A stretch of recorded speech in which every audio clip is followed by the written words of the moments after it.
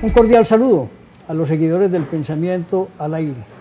Nos acompaña un hombre de España, de Sevilla, nacido en un pueblo cercano de Marchena y que me trae recuerdos cuando tuve la oportunidad de estar ahí sentado tomándome un café en el río Guadalquivir. ¡Qué belleza! Vale la pena ese momento de recuerdo que le trae a uno nostalgia, pero alegría, además de conocer territorios en el mundo. Antonine de Jiménez, doctor en economía, con maestría en política económica. Un hombre que es liberal, libertario, cree profundamente en los valores y en la ética. Y fuera de eso ha sido profesor en México, en Colombia, en Camboya, en fin, un hombre de mundo. Bienvenido al Pensamiento, Antonio. Antonio, un placer que me hayas recibido, muy contento. De todo eso que me has dicho es de lo que menos orgulloso me siento. De lo más orgulloso es de ser un luchador infatigable por la libertad. Y eso me parece muy bien, hombre, Antonini. Compartes la filosofía del pensamiento. Pues estoy contento. De manera que empecemos con que nos cuente un poquito de su actividad laboral en el mundo. Yo me he dedicado, desde que empecé, yo me dediqué a hacer que mi padre se sintiera orgulloso de ser su hijo. Por eso me dediqué buena parte de mi vida a hacer lo que mi padre quiso haber hecho y nunca hizo. ¿Okay? Estudié la carrera que él quiso estudiar, ¿así? Estudié el doctorado que él quiso estudiar, hice la maestría que él quiso estudiar. Y luego me dediqué a lo que él se quería haber dedicado, que era ser libre. Como eso era un concepto muy abstracto, yo me dediqué a dar vueltas por el mundo. Pero cuando empiezo a dar vueltas por el mundo, empieza a ocurrirme algo. Que el mundo no se parece a lo que yo he estudiado del mundo. Que lo que yo había estudiado en la universidad no tiene nada que ver con lo que veo en la calle. Que la pobreza no tenía nada que ver con lo que me decían los manuales. Yo veía en la pobreza egoísmo. Los manuales me habían victimizado la pobreza, por ejemplo. Yo llegaba con un sentimiento de culpa al mundo subdesarrollado porque el mundo pobre era pobre porque yo era rico. Y me daba cuenta que no era así. Que eran pobres porque no hacían las cosas de manera rica. Y que la riqueza no era tener cosas, sino una forma de vivir. ¿Ok? Eso es el resumen. Pero eso supuso para mí un shock tan grande que me hizo pasar de ser un socialista radical. Ah, fuiste socialista radical. Era socialista radical. Salí de España, ¿qué se espera? Y en Camboya me convierto, pero no solo me hice socialista, dejé de ser socialista, sino que era antitaurino. Y en Camboya, un país donde no hay toro, me hice taurino. ¿Y cómo llegó esa historia del cambio, esa transformación? Esas transformaciones, la libertad, los toros y mi conversión a la fe, porque también era ateo, yo soy un converso, me mires por donde me mires. Eso viene exclusivamente de una cosa, del amor que tenemos todas las personas a querer vivir nuestra vida y no la vida de los demás. Y aunque no sepamos cómo vivir nuestra vida, y aunque no sepamos cómo desembarazarnos de tener como sueños los sueños de los demás, el hecho de tener en nuestro corazón el deseo profundo de querer vivir nuestra propia vida, hace que al final la bebamos aunque no nos demos cuenta y aunque no sepamos cómo. Y eso ha sido un proceso de destrucción y reconstrucción, de caída y de levantarme. Eso ha sido mi vida. ¿Cómo llegaste al socialismo? Bueno, no llegué, vivía en él. Todo era socialismo alrededor, y hoy aún más. Socialismo era dedicarme a pedir antes que a ofrecer a los demás. Socialismo era mirar a mis padres y decirle qué es lo que tengo que hacer con mi vida. Socialismo era buscarme la típica novia de mi típica clase social que encajara con lo que los demás pensaban de mí. Socialismo era, antes de pensar en mi sueño, pensar en que mis sueños fueran los sueños que los demás querían que fueran. Eso es socialismo. Tú me dirás, pues yo conozco a muchos liberales que piensan así. Bueno, es que el socialismo no solo tiene que ver con un partido político. Sí. Yo siempre digo, yo no soy liberal. Primero, soy libre. Si soy libre, seré liberal. Pero si empiezo siendo liberal, muy seguramente nunca llegue a ser libre. La casa no se construye por el tejado, sino por los cimientos. Y los cimientos son la libertad. Expliquémosle a nuestra gente esa diferencia más precisa entre liberal y libertad. Muy simple. El liberal es un militante. Me apunta a un partido político y mueve una bandera. Eso es un liberal. Y un hombre libre es el que vive su vida, es el que vive su sueño y no los sueños y la vida de los demás. Y luego se hará o no se hará liberal. Se hará o no se hará anarcocapitalista. Pero ¿sabes por qué te lo digo, Antonio? Porque muchas veces pretendemos hacer lo fácil y no lo difícil. Muchas veces uno dice, quiero ser feliz, pero como no me atrevo a vivir mi vida, me compro un coche, un carro, que es lo que hace o lo que yo creo que hace feliz a los demás. Eso es lo fácil. Comprarte un carro es lo fácil, solo necesitas dinero. Comprarte una finca es muy fácil, solo necesitas 3, 4 mil millones de pesos. Te metes en la política y lo consigues. Eso es muy fácil. Lo que es difícil es vivir tu vida. Lo que es difícil es aceptar caerte y luego levantarte. Eso es lo que es difícil, pero eso es lo único que realmente conmueve el corazón de una persona y lo hace feliz. Y estamos precisamente en esa lucha. No nos han explicado lo que es la libertad. Nos han contado ideas, que es el liberalismo económico, que es el liberalismo político, pero no nos han contado qué es ser libre. ¿Qué es ser libre y cómo ser libre? Yo lo que quiero es ser libre. ¿Cómo lo hacemos? Bueno, pues ya lo digo. Para ser libre solo hace falta una cosa. Querer ser libre y ser lo suficientemente valiente para caerte. Porque eso significa que no eres libre. Ser libre significa romper con una relación tóxica en la que llevas muchos años metido y no te atreves a dejarla. Ser libre es no decir dejar de fumar y luego dedicarle a eso el tiempo libre que te deja estar fumando. ¿Verdad? Ser libre significa básicamente no solo ser creyente, como le decía Juliana, sino ser creíble. No solo ser un creyente de la libertad, sino ser un creíble de la libertad. Ser libre es romper con el trabajo que has estado haciendo durante toda tu vida porque te has dado cuenta que no era el tuyo. Eso es ser libre. Eso sí que es difícil para la gente, ¿no? Romper. Pues más difícil es no hacerlo. ¿Tú sabes lo que significa no romper? No romper significa estrés, agobio, angustia, ansiedad, alcohol, maltrato, pastillas para dormir, divorcio, depresión, suicidio. Todo lo malo del ser humano, todo viene de no estar viviendo tu vida. Entonces no hay que ser rico en riqueza económica, sino en riqueza espiritual. Es que eso es lo maravilloso de la libertad, que cuando eres libre eres millonario. Es decir, un hombre libre es un empresario, no un empresaurio, porque ese no tiene dinero, se lo roba, ¿verdad? Lo roba o lo aprovecha de la falta de competencia, del clientelismo estatal. Yo he tenido la suerte de conocer a grandes empresarios que tienen una gran fortuna, no solo aquí en Colombia, sino también en el extranjero, y yo me he dado cuenta de algo, que independientemente del dinero que tuvieran, eran tan bellísimas personas que me enamoraban su forma de ser. Los amaba, como luego he amado a los toreros. Y yo decía, pero Dios mío, ¿cómo pueden ser que estas personas tan buenas, el gobierno me diga que son tan malas? Claro, el gobierno me dicen que son tan malas precisamente porque no quieren que sea bueno, porque no quieren que sea libre, porque no quieren que sea empresario, porque si lo soy, el gobierno deja de tener sentido. Los políticos solo existen porque haya alguien que los obedezca. En el momento en que las personas sepan que no necesitan obedecer a alguien para ser feliz, se le acaba el negocio. Por lo tanto, el gobierno vive constantemente de hacerte creer o que la libertad es un enemigo, o que la libertad no es importante y que es importante la igualdad, o que en definitiva, que tú debes de estar viviendo la vida que, por ejemplo, Petro quiere que vivas. Pues no, señores. Fui el otro día el día este que convocó Petro de, ¿cómo se llama? El 18, la manifestación. La cosa esa. Sí. Yo estaba en Bogotá y me fui a la Plaza Bolívar a ver a la gente. Estaba lleno, ciertamente estaba llena la plaza, pero estaba llena de caras amargadas, estaba llena de rostros frustrados, estaba llena de caras de gente que no estaba viviendo su vida y que estaba resentida. Y no se estaban dando cuenta que el foco de su resentimiento no son los empresarios colombianos, sino que es Gustavo Petro, y que es Gustavo Bolívar, y que son todas las bisagras del socialismo colombiano.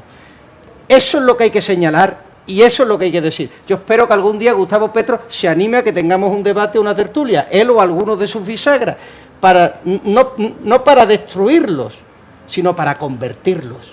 Yo sueño que un día Gustavo Petro diga, como dije yo, fui socialista, bendito sea el Señor que me sacó del demonio. ¿Vale? También es un alma de Dios. Ese proceso de transformación, Antonini, ¿cómo se fue dando? Porque de pronto no es del día a la noche, o de la noche al día, Mm. sino que es un proceso de observación, de análisis. Se fue y se da. Pues esto no, Claro, esto claro, no ha acabado. claro. Esta mañana fui a la iglesia de San José del Poblado y cuando comí el cuerpo del Señor empecé a llorar. ¿Por qué lloré? Porque estoy en una situación sensible. ¿Por qué estoy en una situación sensible? Porque estoy dejando mis agarraderas. ¿Se entiende lo que es una agarradera? Los sofaces, los soportes. Y entonces estoy moviéndome en un suelo quebradizo, en un suelo que no es sólido. Porque la libertad no es sólida. Sólidas son las cadenas. La libertad no es sólida, la libertad es libre. No es sólida, es libre. Y como uno está acostumbrado a lo sólido, a lo tangible, a lo que pesa, cuando se ve sin ello necesita tiempo para acostumbrarse. Esto es como, aquí no, pero cuando vivía en Camboya la gente necesitaba tiempo a acostumbrar el paladar al jamón de pata negra. Tú dices, el jamón es una exquisitez. Bueno, pues incluso para el jamón hay que habituar el paladar. Pues todo lo bueno también necesita ser habituado. Y en mi caso, como en el de todo, uno tiene que aprender a dejar de ser esclavo. ¿Qué es lo que más te costó, Antonini? Si uno me pone a mirar, me costó más. Lo que más me ha costado es el ombligo. Lo que más me ha costado es decirle a mi ego no. Lo que más me ha costado es la arrogancia. Lo que más me ha costado es aceptar que algo es blanco cuando lo estoy viendo negro. Salir de mis propias paredes, de mi propia jaula y aceptar que la libertad es mucho más que eso. Y cuando uno entiende que la felicidad de un hombre depende de ser libre, uno está llamado inevitablemente por una vocación divina a luchar con ello y a dar la vida si es necesario. ¿Tú sabes por qué a mí los profesores me odian y los estudiantes me aman? Dinos. Porque el profesor mira su bolsillo, pero el estudiante está mirando su futuro. ¿Me entiendes? Sí. El profesor mira su estabilidad y yo soy un encordio que lo desestabiliza por medio de mi vida desestabilizada. El estudiante ve en mi desestabilización aventuras, riesgos, ganas de profundizar y de ser mi mejor versión. ¿Me entiendes la diferencia que hay? Entonces, ¿por qué dice Cristo, si no sois como niños no iréis al reino de los cielos? ¿Ok? Bien. Está clarísimo. Antonini, la diferencia entre libre, libertad, riqueza y pobreza. No hay ninguna. El que es libre es rico, el que no es libre es pobre, pero no solo desde un punto de vista espiritual, sino material. ¿Por qué?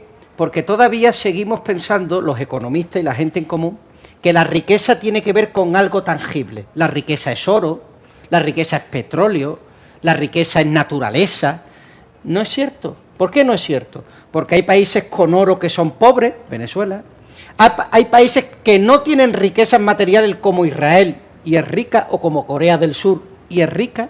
Es decir, que si realmente fuera eso lo que te hace ser rico, por ejemplo el oro, España, si supuestamente se hubiera llevado el oro de Colombia, sería un país primero, y no lo es. No es cierto. La riqueza solo es una. Riqueza es, te voy a decir lo que es riqueza. Riqueza es llegar a un sitio y en lugar de decir qué hay para mí, uno llega ofreciendo.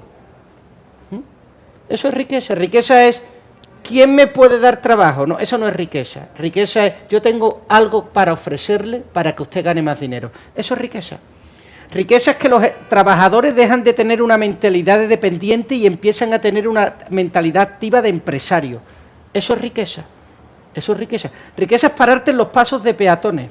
Riqueza es decir buenos días y buenas tardes, pero no solo por educación, sino porque eso crea relaciones de confianza, que hace que usted y yo nos enamoremos entre los dos y queramos hacer proyectos grandiosos y podamos mirar más allá de estas montañas y consigamos al final que Medellín crezca, no solo en las alturas, sino también en el Producto Interior Bruto. ¿Por qué Medellín es rica y no es rica Buenaventura? ¿O no es tan rica Armenia como lo es Medellín? Pues porque la gente de Medellín son más libres que la gente de Armenia o que la gente de Buenaventura.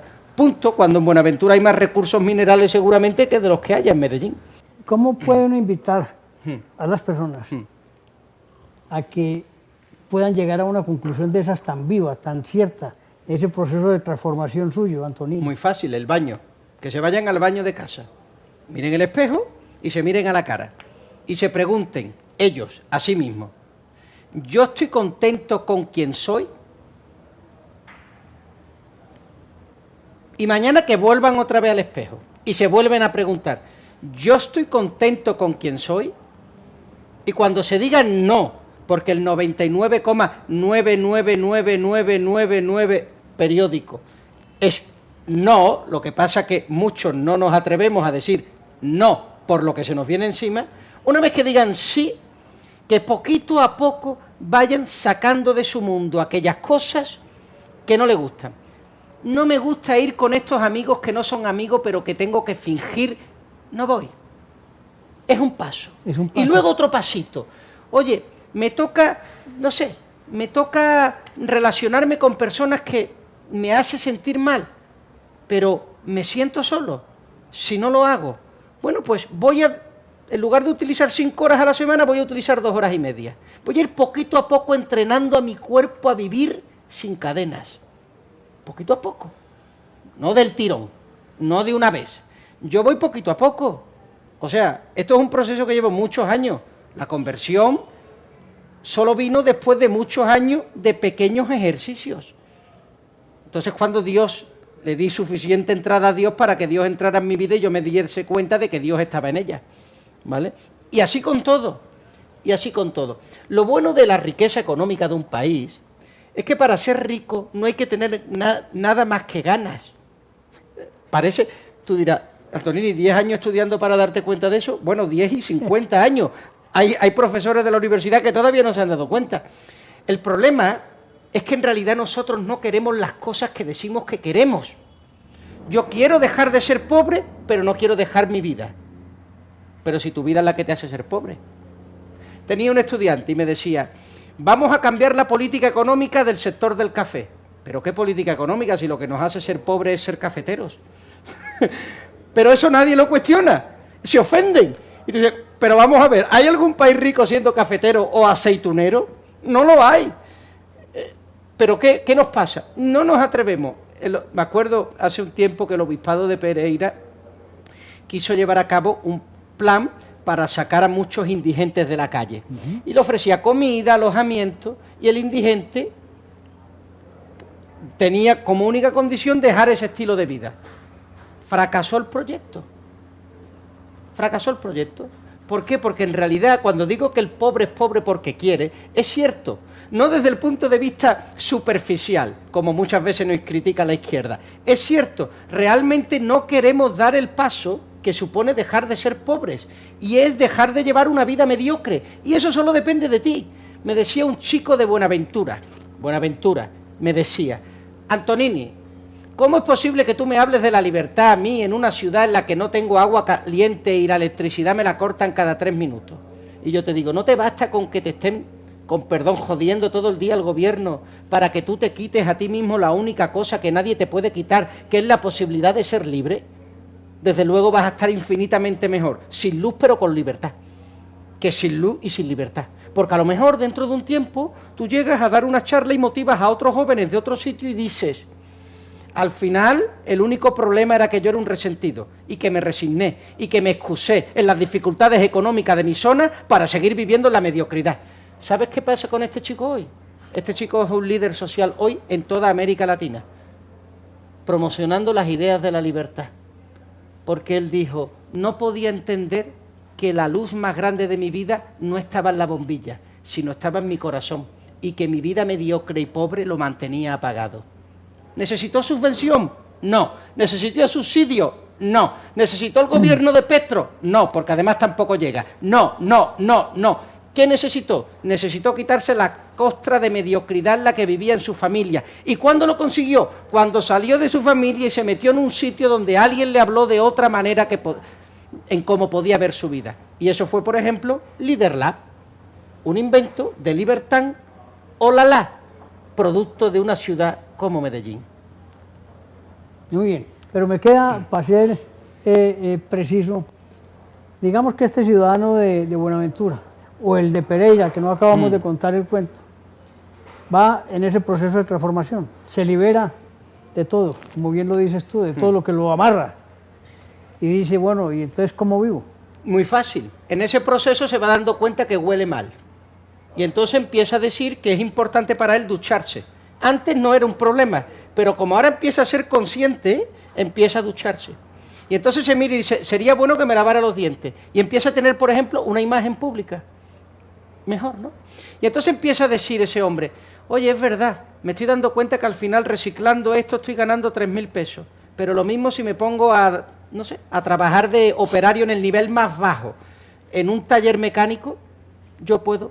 Y entonces esa persona empieza a darse cuenta, con eso de la salud personal y con eso de que empieza a tener autoestima, de que él vale para algo, de que él puede hacer cosas.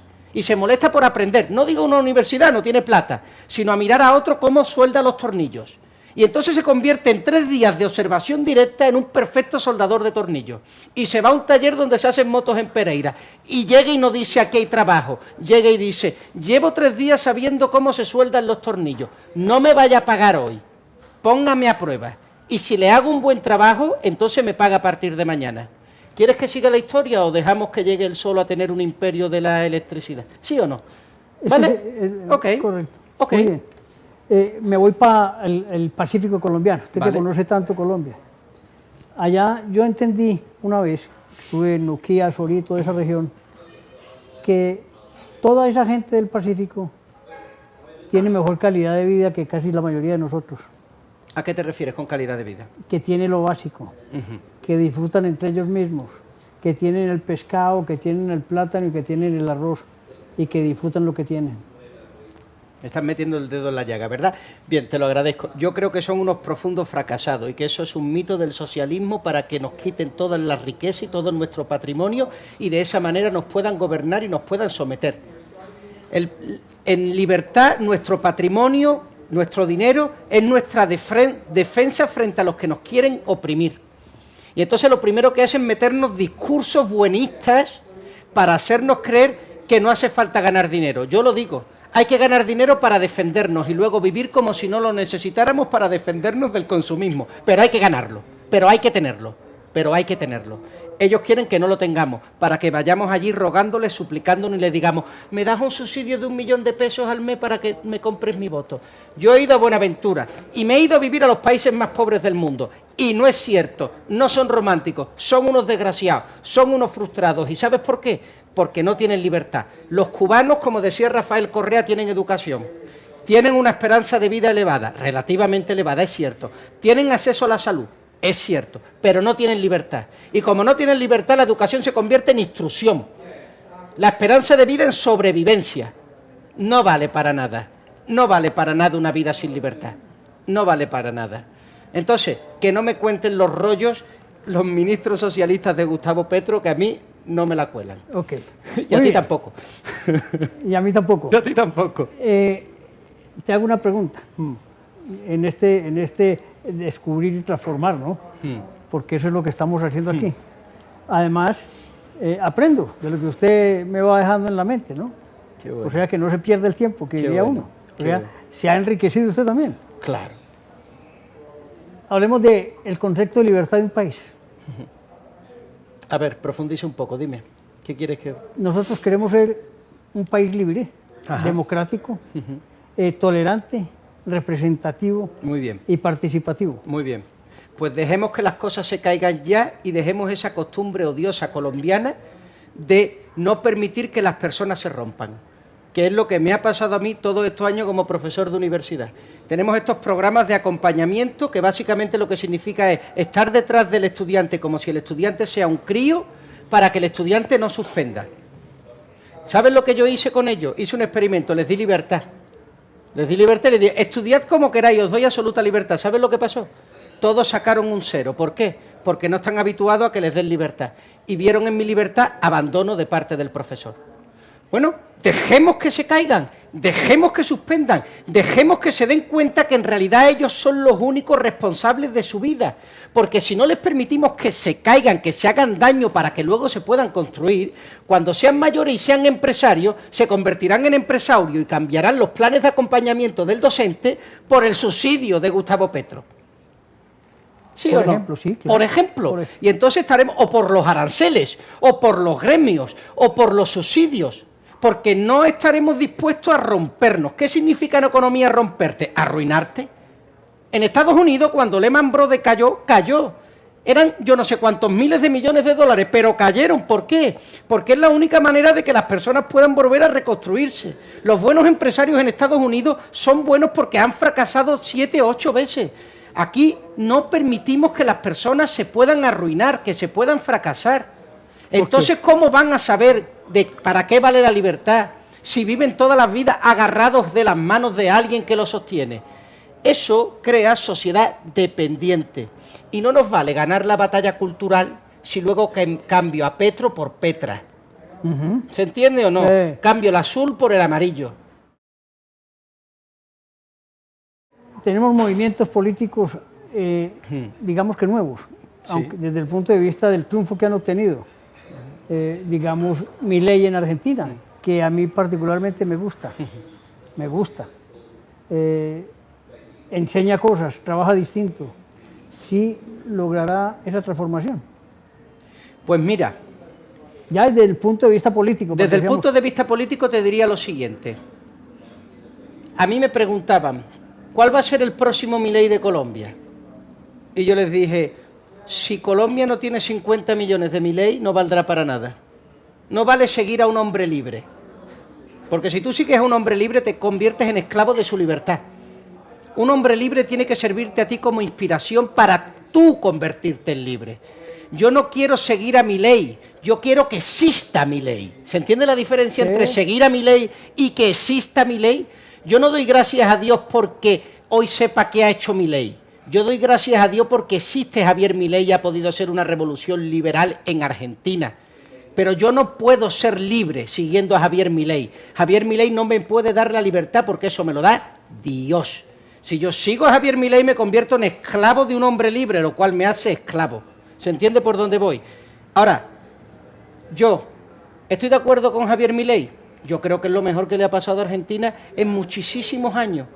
Y hay un montón de cosas en las que no estoy de acuerdo con él. No estoy de acuerdo, por ejemplo, en las criptomonedas. Yo soy un enemigo de las criptomonedas. Él no. Pero independientemente de eso, confío en él. Porque es una persona que tiene buen corazón, tiene buenas intenciones y ama la libertad por encima de todo. Y luego él, yo y todos los que estamos aquí tenemos errores como humanos que somos.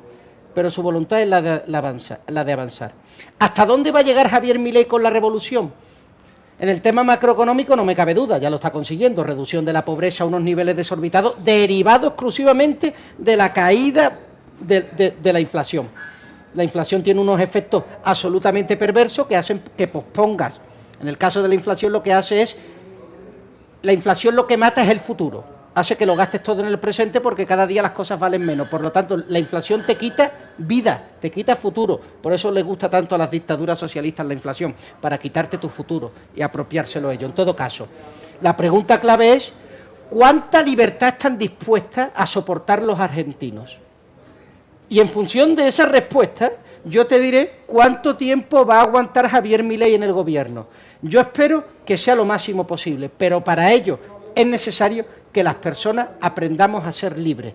No basta solo un hombre que nos quite las ataduras de la opresión política, luego es necesario nosotros saber qué hacemos ahora que tenemos el campo abierto. Pero ese es el principio. Un hombre nos dio la idea. Totalmente. Y después ya viene la parte nuestra. En ese punto no tengo nada que apelar, solo agradecer, solo agradecimiento. En Sudamérica, ¿qué otro país ves con similitudes a Argentina en la transformación? Pues veo a Colombia, pero no a sus políticos. Me parece que los políticos colombianos son ultra, mega, hiper mediocres.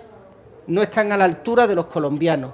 Al menos no están a la altura de la punta de lanza de los colombianos, que es Medellín. Medellín es la punta de lanza de Colombia, lo siento. Y por eso es rica. No es rica y entonces la punta de lanza, no. Es punta de lanza y por eso es rica.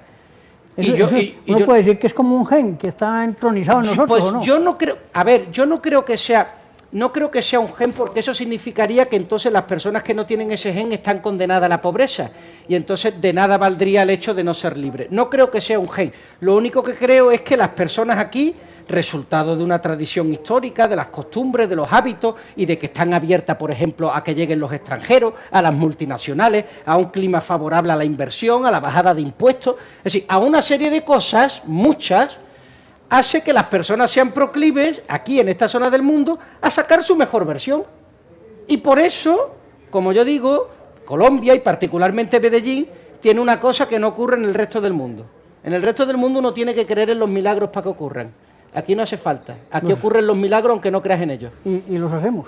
Pues claro, por eso, precisamente, porque los hacemos. Esta entrevista es un milagro, Libertad es otro milagro, y el hecho de hablar, el himno de Antioquia es otro milagro. O sea, ¿qué otro himno en el mundo hace un canto a la libertad de una manera tan orgullosa como esa? Oh, libertad, qué perfume. ¿Ah? Bueno, pues el otro día la escuchaba por primera vez, nunca la había escuchado. Y todo antioqueño no lo sabemos. Pues es un canto a la dignidad humana, un canto a la dignidad humana.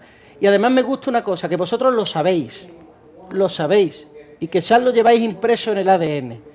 Entonces estamos obligados a hacérselo a ver al resto del mundo, al resto de Colombia y al resto del mundo. Ahora bien, los que están en Bogotá no tienen absolutamente nada que enseñarnos. Son ellos los que tienen que aprender de nosotros.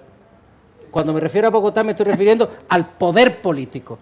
El otro día estuvimos en el Congreso. ¿Sabes cuánto tiempo tardé para entrar en el Congreso? E iba invitado a dar una conferencia. Yo iba VIP.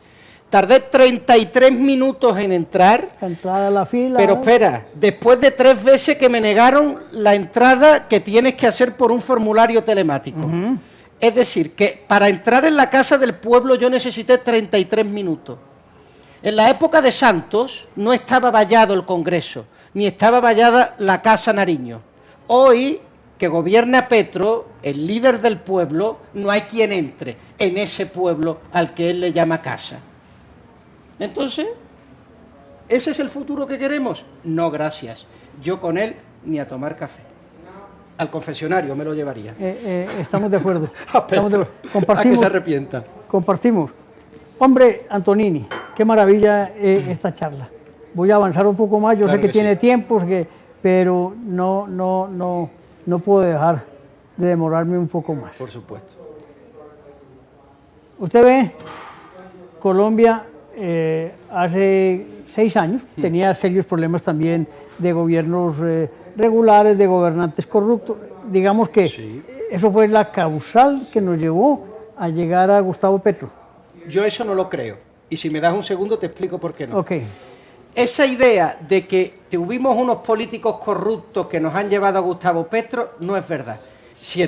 Yo siento que en realidad lo que nos ha llevado a Gustavo Petro es el hecho de que las cosas estén mejorando. Esto es una paradoja. Tú dices, ¿cómo? Si están mejorando, ¿por qué nos hacemos socialistas? Pues precisamente porque mejoramos.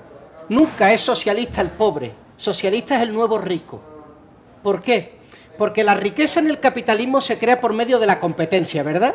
La competencia genera inestabilidad, ¿verdad? Genera incertidumbre. Y las personas no somos capaces, porque no somos libres, de soportar altos niveles de incertidumbre. Y eso nos lleva a buscar políticos que nos den certidumbre, que nos den seguridad, que nos den arropo, que nos den abrazo, el abrazo del oso del socialismo.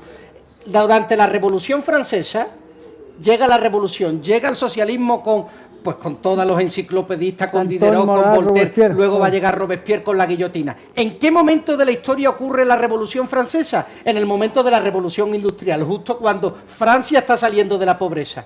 ¿Cuándo ocurre el movimiento esenio en Roma? En el momento de la paz romana con Augusto.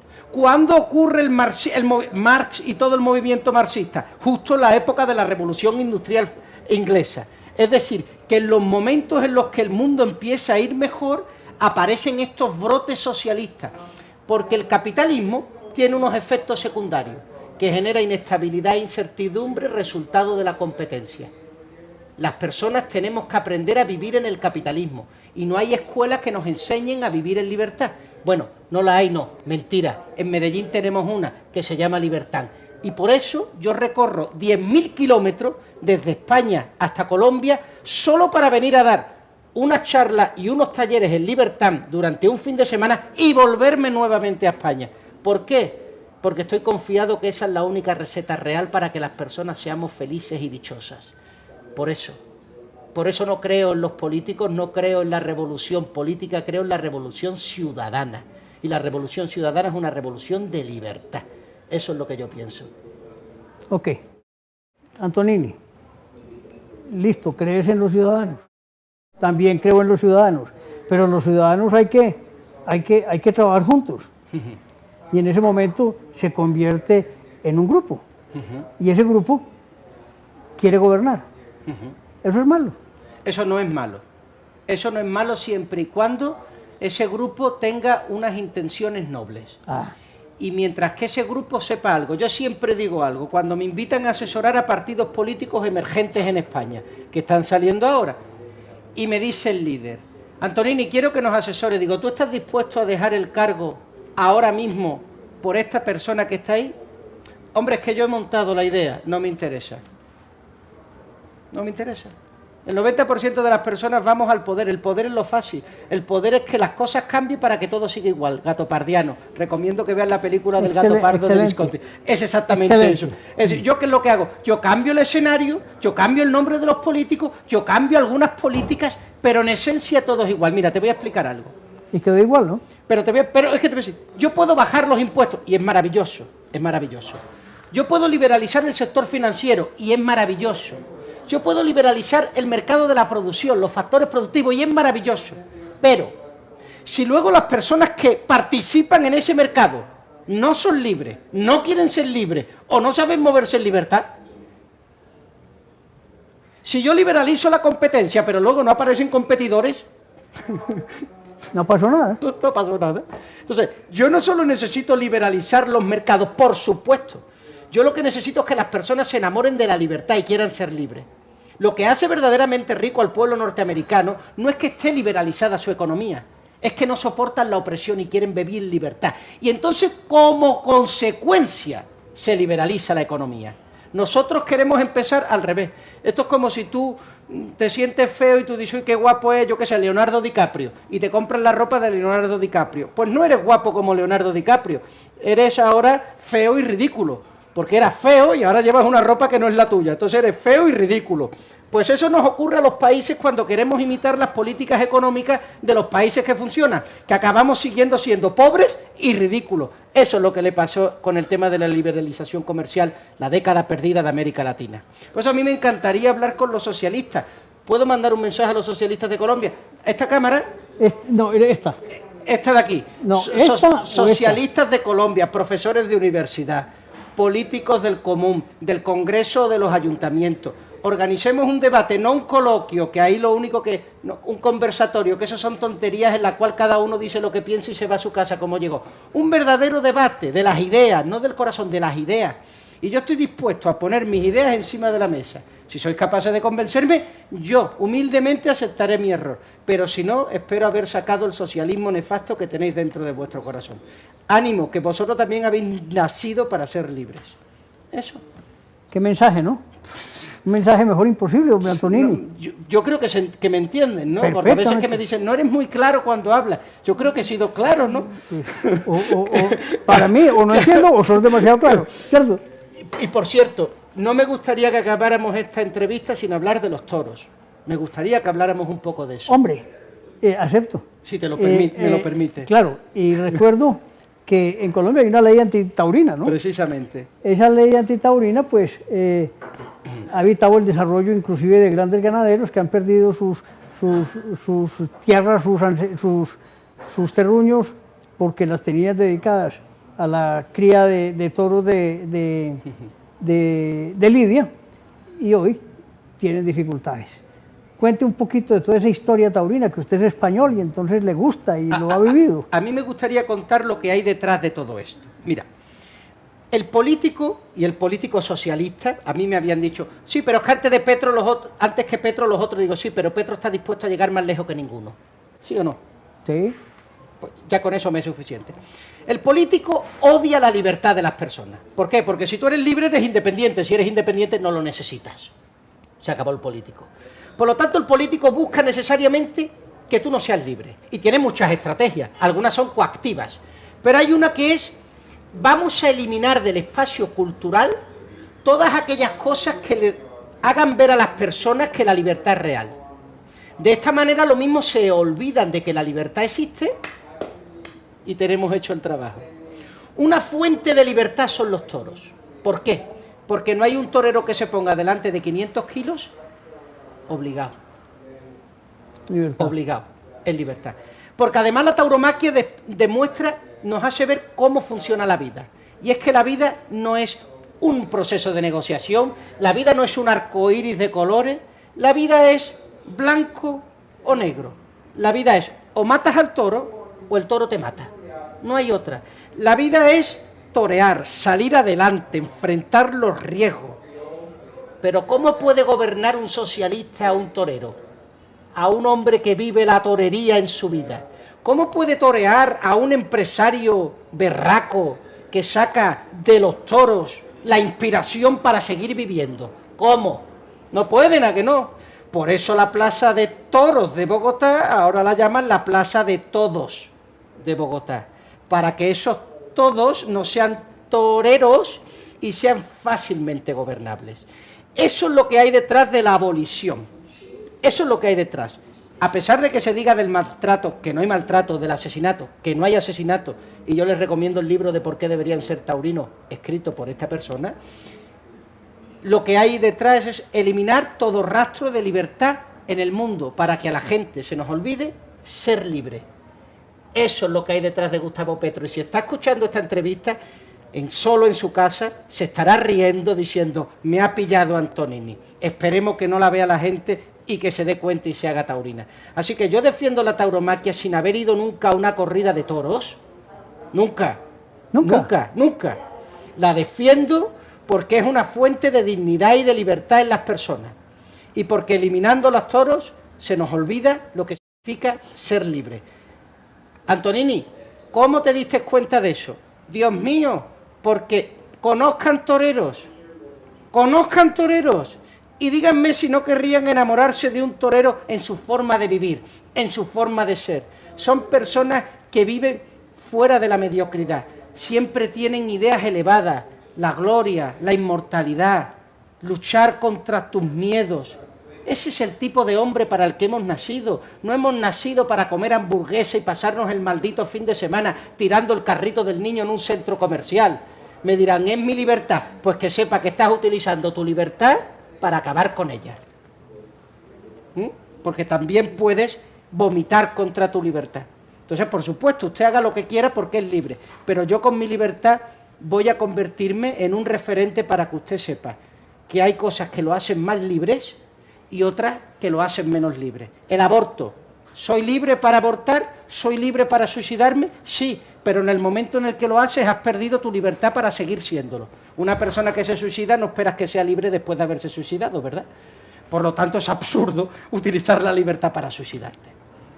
Son cosas de estar despierto. ¿Y el aborto? El aborto, en España, datos de España. En el año 2024 se abortaron 105.000 abortos en España no forzados, no derivados de que había un problema, ¿no? Una decisión. Sino de una decisión personal. 100.000 abortos. ¿Cuántos toros se mataron en una corrida, en una plaza? 50.000. Eso quiere decir que en España, por cada toro que se mata en una plaza, 2 mujeres abortan. Pero en España es un derecho a abortar y te llaman asesino si vas a los toros. ¿De qué me estás hablando? En España se matan todos los días 30.000 cabezas de bovino. Mejor dicho, por cada toro que se mata en España, en una plaza, se matan 30 cabezas de bovino en un matadero. Pero nadie va a un matadero a protestar porque se matan animales. España es uno de los mayores exportadores de carnes de Europa. ¿Y si nos vamos a protestar y acabar con las corridas de toros? ¿Ustedes se creen que yo soy estúpido? ¿Que yo me chupo el dedo?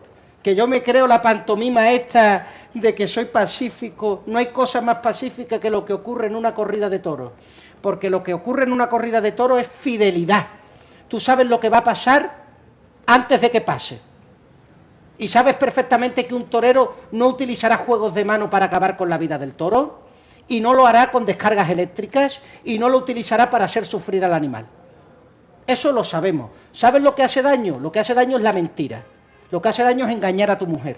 Lo que hace daño es el divorcio. Lo que hace daño es abandonar a tus hijos. Lo que hace daño es pecar contra Dios y contra los demás. Eso es lo que hace daño. Pero la sociedad no dice que eso hace daño. La sociedad dice que hace daño matar a un toro en una plaza. Pues se van a ir todos a freír churros. Todos los que dicen eso. Todos socialistas. Tú entiendes ahora que nuestra lucha contra el socialismo nos tiene que ocupar toda la vida, ¿verdad, Antonio? Así es, y creo que está ocurriendo eso, ¿no? Esto es un relato de lo que está ocurriendo en el mundo. Me quedó una inquietud. Dime. ¿Nunca fuiste a una corrida de toros? Pues es que quizás haya ido una vez, pero ni me acuerdo, y como no era ni consciente, no viví la corrida, o sea, no he ido. Ni en Sevilla, que hay una plaza... Pero ni en Sevilla, pero es que te voy a decir una cosa, soy amigo de las grandes figuras del toreo y de otros que todavía no son grandes figuras, como Adrián de Torres, y desde aquí le quiero mandar mi saludo, y lo serán, porque Dios me ha dado además una alegría. ¿Sabes cuál es? Estar cerca de toreros, que quieren que esté cerca de ellos en los momentos anteriores a la corrida, en el hotel, rezando, apoyándolo. Lo voy a hacer este año, si Dios quiere, en las fiestas en Madrid no, San Fermín no, de San Isidro. Voy a estar con Adrián de Torres. Y voy a estar allí porque les voy a decir algo. Los toreros no son solo los que están en una plaza de toros, son los que entienden la vida, entre el blanco y el negro. Son los que saben que o hay libertad o hay esclavitud. Son los que no se dejan negociar. Son los que tienen principios, los que no lo cambian. Son los que están dispuestos a perder plata, pero no a perder integridad. Esos son los toreros. Y para eso no hace falta una muleta. Para eso no hace falta una muleta. Pero una sociedad abortista, pero una sociedad socialista, pero una sociedad feminista, pero una sociedad animalista, pero una sociedad indigenista, no quiere que sepas eso. Por eso es una sociedad prohibicionista de lo único que nos hace libres. Así que desde aquí, un apoyo a todos los taurinos de Colombia, porque nos va la vida en ello. Y yo voy a defenderlo, así tenga que dar mi vida. Ya he dado mi trabajo, si Dios me pide que dé la vida, espero estar dispuesto a hacerlo por ello. ¿Un acto libertario? ¿Qué más me puede pedir el Señor? Yo humildemente me pongo a su servicio. Una pregunta final, Antonini. Obviamente sos un hombre espiritual, con una religión. ¿Qué tipo de religión tienes tú? Soy católico apostólico romano. Okay. La única religión, la única fe. Yo digo, ¿qué diferencia hay entre su fe, entre su credo y la de los demás? Imagínese una montaña, esa montaña que tenemos ahí. Las religiones son caminos que van a la cúspide de la montaña, que es Dios. Pero nosotros conocemos que Dios, desde la cúspide, ha hecho un camino hasta la base. Y ese camino se llama Jesucristo. Los otros caminos a lo mejor llegan a Dios. Pero la religión católica, apostólica y romana, seguro que llegas a Dios. Porque Dios ha hecho ese camino hacia nosotros. Por lo tanto, no te arriesgues. Si eres un hombre que le gusta apostar sobre seguro, apuesta por el único camino que viene del cielo a la tierra y no de los caminos que van de la tierra al cielo. Y ese único camino que va del cielo a la tierra se llama Jesucristo. Así que diría que por convicción, por conversión, pero también por inteligencia, soy católico. Bueno, yo también soy católico. Todo inteligente. Antonini, sé que está muy ocupado y con gestiones aquí en Medellín. Le voy a decir, agradecido el Pensamiento al Aire por su presencia, por sus enseñanzas, por su opinión, y no sabe cuánto me deja a mí personalmente de reflexión y análisis sobre la propia vida. Muy bien, pues yo estoy muy agradecido de haber estado con ustedes, que me haya abierto su casa, sus libros, su biblioteca, sobre todo que me haya abierto su espacio online, y ya lo encomiendo en mis oraciones a usted y a su familia. Pero para por el resto favor, de mi vida. y fuerte. Así será. Dios lo bendiga. Gracias.